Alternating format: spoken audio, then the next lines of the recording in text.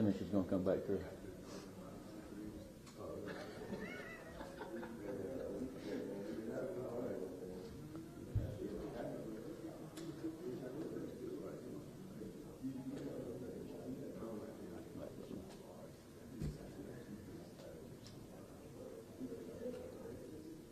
All right, Todd, we're ready? Everybody ready? All right. Well, good afternoon. Happy New Year. Welcome to our first news conference of the year 2025. Our focus now shifts on men's and women's basketball, who are beginning Southern Conference play. But before we talk basketball, real quickly, I'm sure all of you know, just a footnote, one more to football. Had a tremendous season, and just this past Saturday night, cornerback T.J. Moore was runner-up for the Buck Buchanan Award, which goes to the FCS National Defensive Player of the Year, and that's the highest postseason honor ever for a Mercer football player. Having said that, let's talk some basketball. Mercer head coach Ryan Ritter is going to go first. The Bears have won 3 games in a row, including their first 2 SoCon games over Chattanooga here and at VMI on Saturday. That's the first 2-0 start for the Bears in SoCon play since 2014-2015. Bears have upcoming games here Wednesday against ETSU, and then travel to Cullowhee to play Western Carolina on Saturday. With that, we'll bring up head coach Ryan Ritter. All right. Good afternoon, I guess. I'm going to say good morning, but good afternoon. It's been a couple weeks since we had our Christmas break, and I'm excited to get back up here. Obviously excited to get the group back. Had a couple days off, and everyone had a chance to enjoy some family time and enjoy the break. But I think when we got back here, we turned the page in a positive direction, and had some really good workouts after, and went out and beat a Georgia State team at their facility. At 2 days of practice, we go out and beat them and get a little bit of momentum going into Southern Conference play, and obviously excited to start 2-0. Big win at home versus for the students not being here. Thought we had a really good support in there from the community, and then followed up with a gritty, tough road win at VMI, where talking in depth a little bit, up 17 in the second half, and told the guys it was going to be a 40-minute. It's going to be a 40-minute game. It's going to be funky. They're a team that's gotten up, gotten down, and they continue to fight. But just really proud of really all 3 games, but specifically talking SoCon games. Our guys are composed. They stay together. They play the full 40 minutes. Up 7 with about a minute to go. Could have put Chattanooga away a little earlier, but to find a way to win that overtime after the emotional ups and downs of the last minute. It feels good to sit here on Monday and know that, hey, we're 2-0 and very easily could go the other direction. But what I'll say about our guys, I've been saying it all year, it's nice to get results, but this has been a group that's been process-oriented, and sometimes that process can speed up a little bit when you see those positive results. But this is a group, when we look at them, we were just talking with Alex, with 6 minutes to go in the game, it's a 1-possession game. There's never panic, up 1, down 6.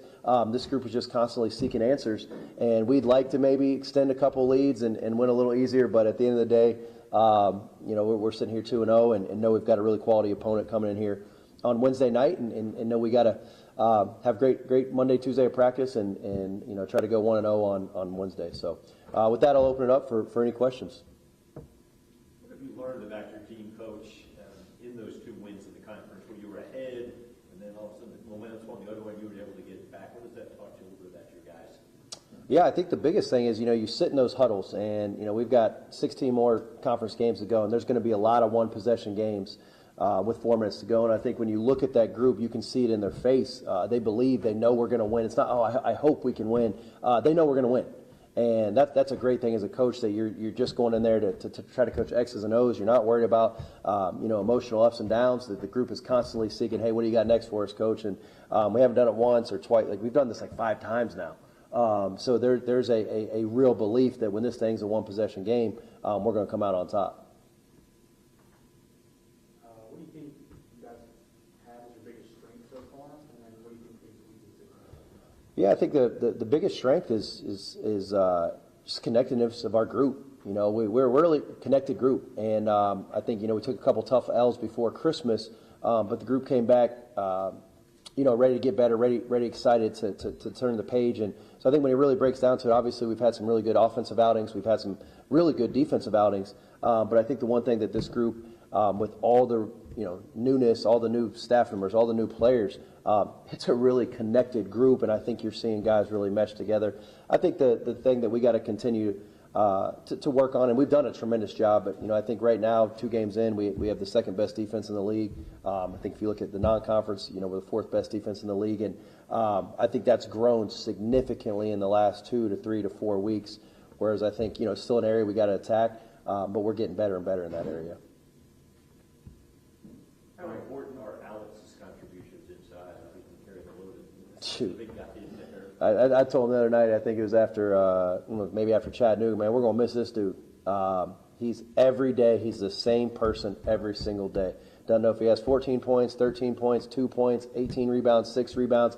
He's the same dude for us every single day. And, I know he's playing a career high in minutes because he's just playing at such a level that it's hard for him to get off the floor. He helps us offensively.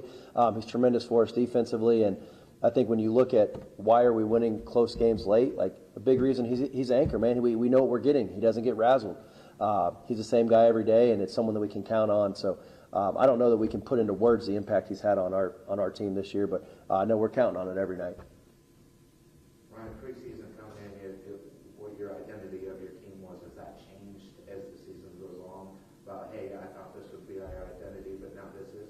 Yeah, that's a great question. I think our identity has actually grown and gotten stronger. We've talked about being tough together, unselfish, and I think when you look at it, our group's tough. We're absolutely together, and it's an extremely unselfish group. So, we set that out in June, say, hey, this is who we're going to be, tough together, unselfish, and I think you're seeing it play out, in live action right now. And I think from a basketball standpoint, we're playing the way we want to play offensively. We're playing up tempo. We're spacing the floor, and then defensively, we're turning teams over at a high rate, making it difficult to score. So, at this particular point, obviously, we got a long season ahead, a tremendous conference, got great respect for it, but feel like our group is growing in the right areas, and obviously, when you win a couple games, it can fast forward the process a little bit. Ryan, thoughts on ETSU on Wednesday? What kind of team they bring here on Wednesday? Yeah, you'll hear me say this a lot, but ton of respect. I think those guys are really good. I think preseason pick 3rd or 4th or whatever it may be, but they've got a trio of guys that may be the best 3 guys we see all year, and they're going to be physical. They're going to rebound the basketball. They're going to try to intimidate you physically and mentally, and they're a dang good basketball team. I think you're going to walk in here Wednesday night and you're going to see them be prepared. They took a tough L to Wofford, but make no mistake, man, when they're playing well, they're one of the best teams in this league. A little more on ETSU. You guys have a similar record. I think they're 8-7, but a key difference to me looking at that is you guys have had some games against really, some powerful big conferences. You had the game against Paul earlier. You played really well against South Carolina. They don't have as many of those. I think probably their biggest game was Davidson, maybe. What kind of an advantage does it give you guys to play, against big game opponents, and how do you utilize that on the field? Yeah, I think, I kind of look at it a little different way. I think our non-conference allowed us to play a ton of close games. Not necessarily the opponents as important, but we got, real live looks at Jacksonville, Miami, Stetson, games where it was one possession with 3 or 4 minutes to go. We got a chance to execute or not execute late. And I'll be honest, I hadn't spent a lot of time looking at their non-conference schedule. I got great respect for them. I think I feel really good of their identity, who they are. Know that we got a heck of a challenge coming in here Wednesday night. Do you mind talk a little bit about how big it's been to have a lot of chip be so they're scoring a ton of points for you? 1 point. How big has that been? Yeah, they're not just scoring a ton of points. They're assisting, they're efficient, they're guarding their position. Those 2 guys, I think Alex would tell you, man, our backcourt we believe is as good as anybody in our league. They're competitors, they're winners.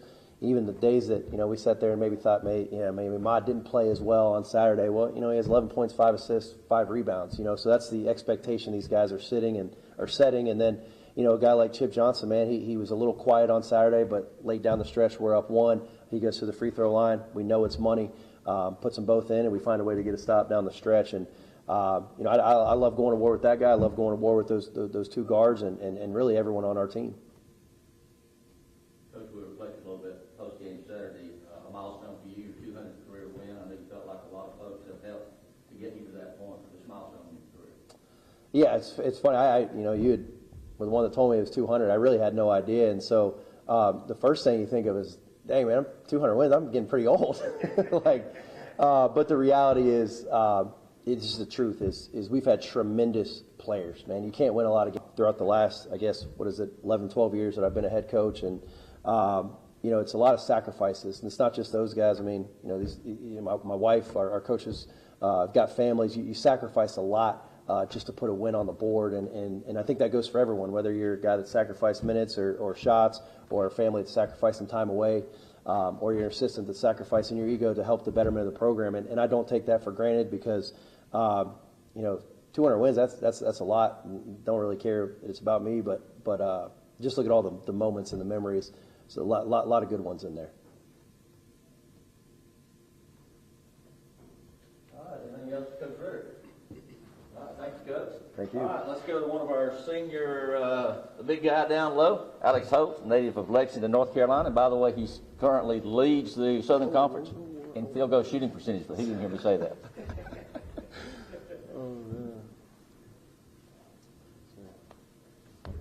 All right, now give us a little opening statement about how the year's gone, and you as one of the leaders on the team and a senior leader.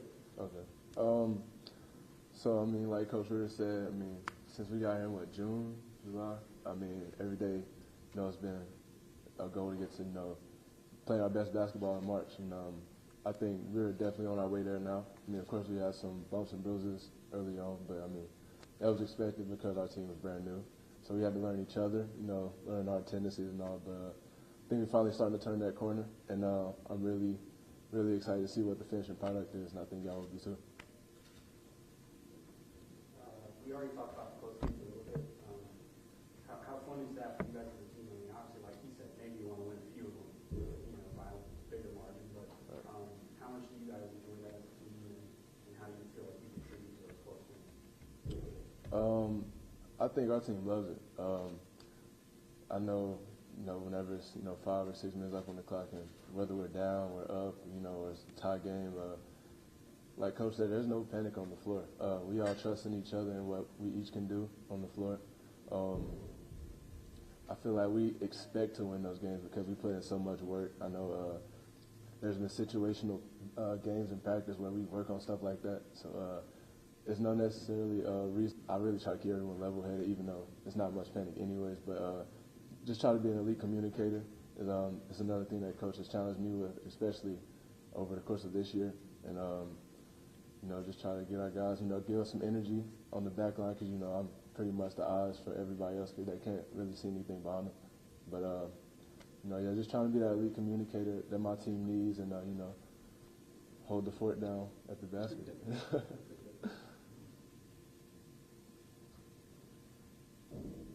think you mentioned it, but me and some guys in my office were talking about it. You're shooting like 62%. I know as a big guy, the stats are a little different, but you got that on top of all the rebounds and everything else. So, I mean, if you ever look at the stat sheet and kind of, how do you feel about that? All right, it was actually funny because me and Coach were just talking about this. I actually haven't looked at my stats one time this year since the season started, so I wouldn't even know that if you didn't tell me. But, I mean, I guess that's just like a testament of the work that I put in. I'm real confident in myself, and I always have been. But I feel like it's just finally starting to show that I have the right opportunity, the one that people can, try to find for years at different schools. But, I mean, I think I made the right decision staying. Share with us, Coach mentioned some of the mid-majors, really good teams we played in the non-conference. Share with us how those games and playing those teams have prepared us now that we're in the SoCon play. I think more so, like, even more than the mid-major games, the high-major games as well. I mean, I think it just shows, like, it gives us that confidence that we can play with anybody as long as we put our hard hats on and grind out every possession like we know we can. It also helped us set a standard, kind of for what we should expect, like what our possession should look like offensive and defensively. But, yeah, I think those, close games have really, like, helped us just be confident in what we can do, no matter whether we're up or down or, close game, overtime, especially overtime games. We're more like 3-0 in overtime games so far.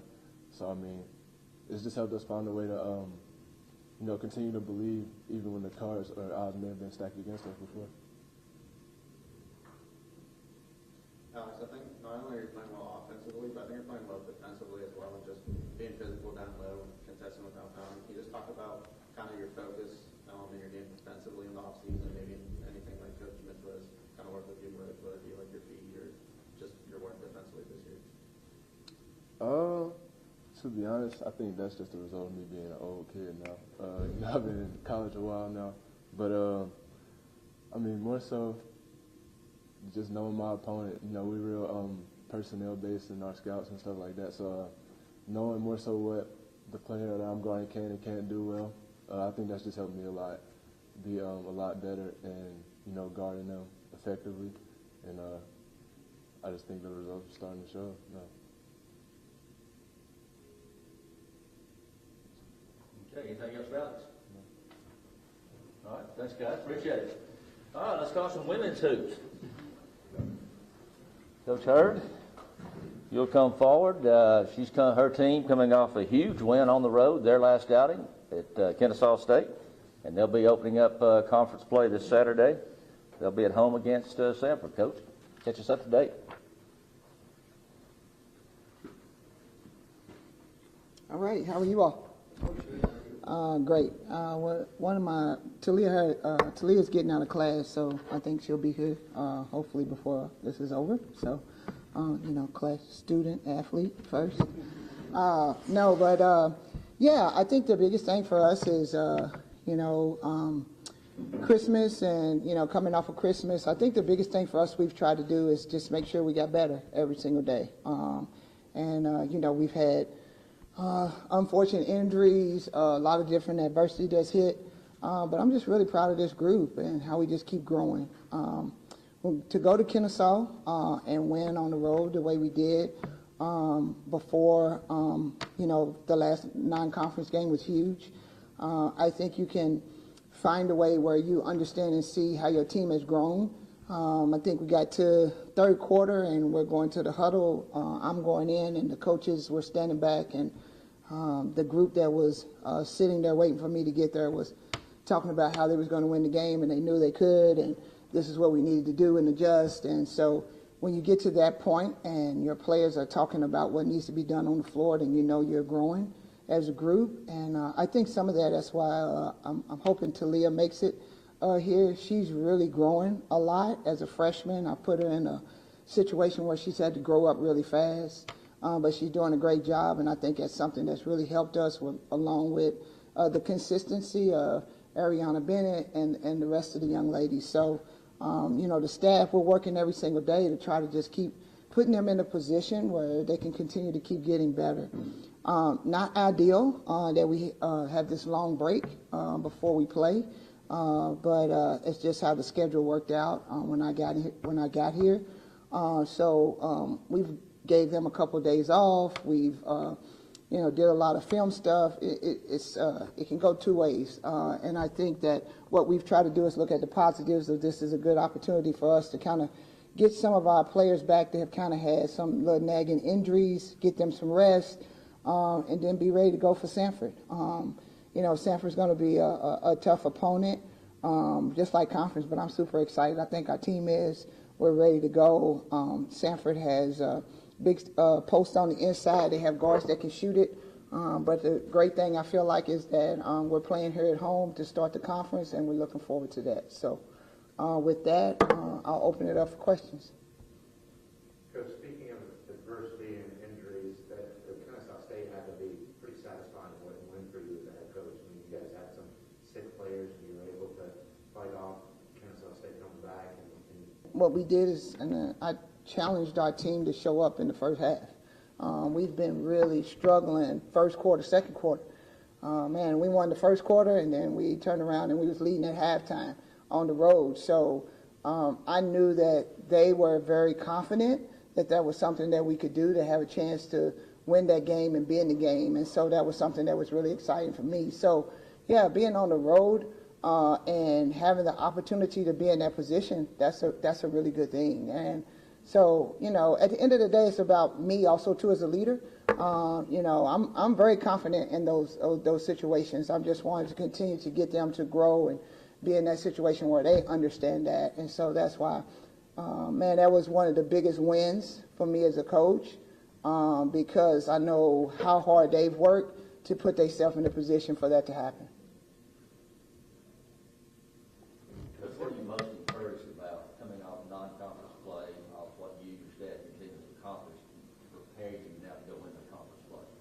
think it's sort of like Ryan just said. When you put a whole new team together and you're starting to put, players together, then you have adversity, you have injuries, you have all these different things, and then you ultimately have a group that's just going to find a way and next person up, right? And I think that that's what this group has done, and I think that's why I'm really proud. And they're continuing to allow me to challenge them, me and the staff, to challenge them so they can get better.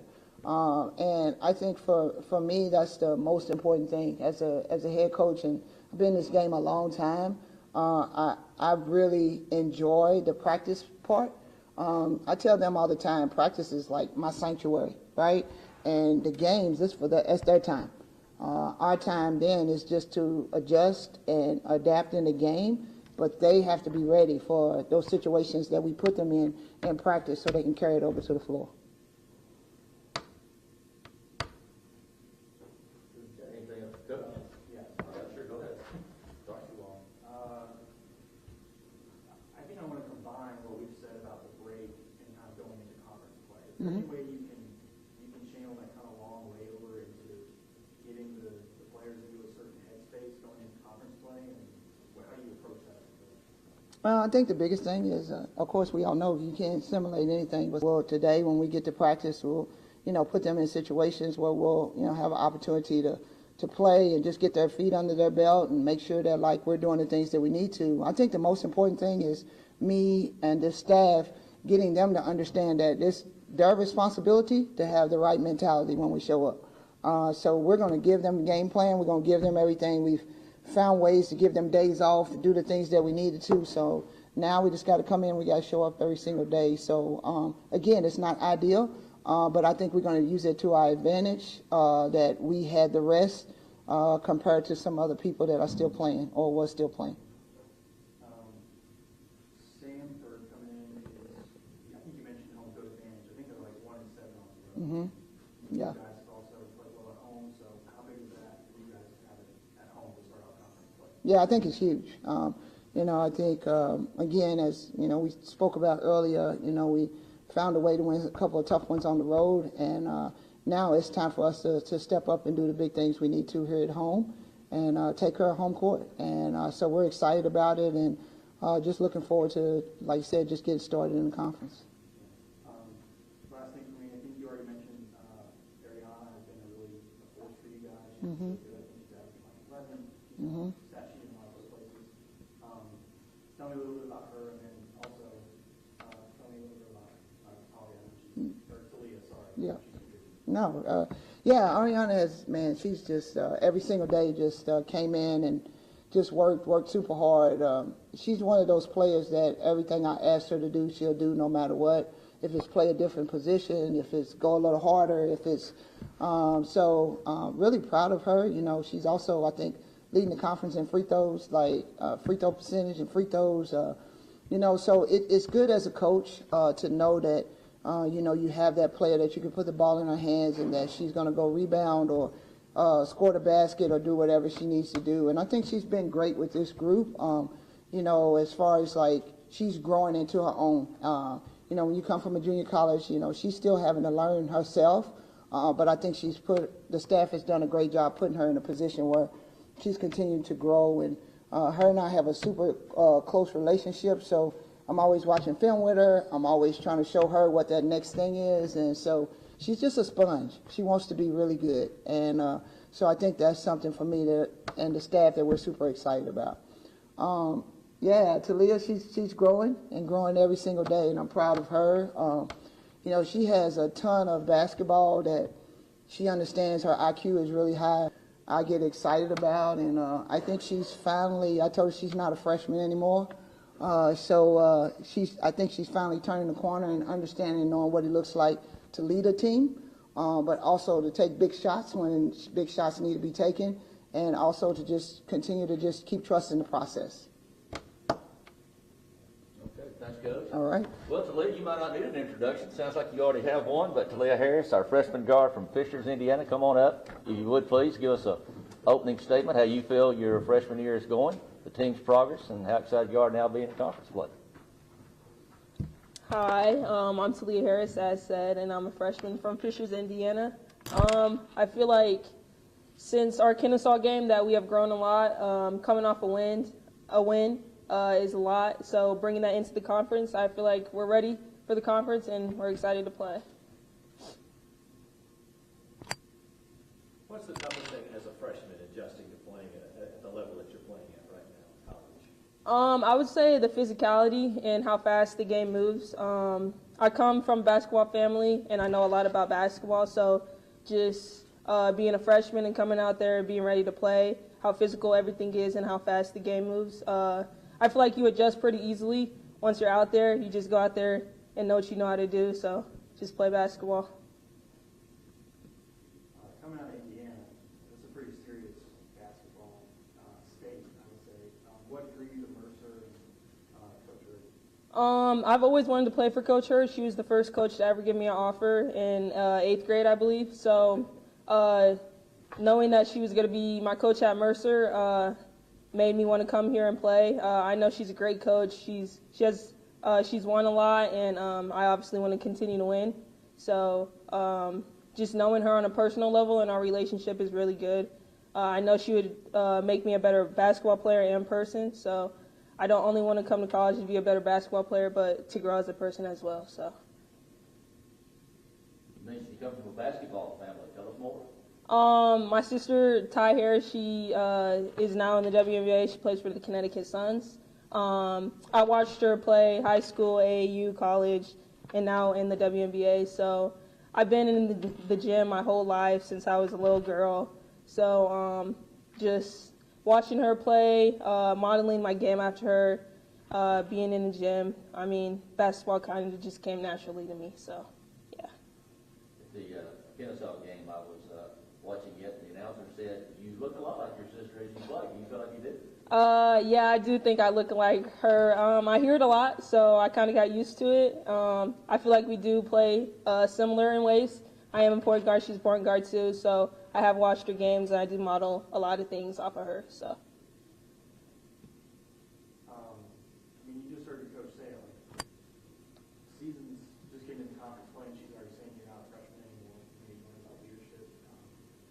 How much do you think you've grown as a player, and what are your goals by the end of the year? I feel like I've grown a lot since the first time I played. As Coach said, I'm not a freshman anymore. I am the point guard, so I do have to step up and lead our team. So I can't think as I still have time to learn and grow and all that. So I do come into every game with an open mind. I try to help my teammates where they need me, get them in the right positions, lead them, take the shots when I need to, take over the game when I need to. Going into conference, I'm just going to do me and help the team where I need, where they need me and where coach needs me. We have the best snowstorm that's going across the U.S. How happy are you to be in Georgia this week? Very happy. I'm not a fan of snow. I am from Indiana, but I don't like the snow, the cold, none of that. So to be in Georgia, it's nice. No snow. Now that you said that. Yeah, I know. Okay, anything else for us to live? All right, thanks to everyone. Thank you very much. Thank Thanks you. to everyone for coming. Remember, hope to see everybody back to the men Wednesday night against CTSU, women here Saturday against Sanford. If our Mercer folks would let the media folks go through and get their food first, we'd appreciate it. You guys, check this out.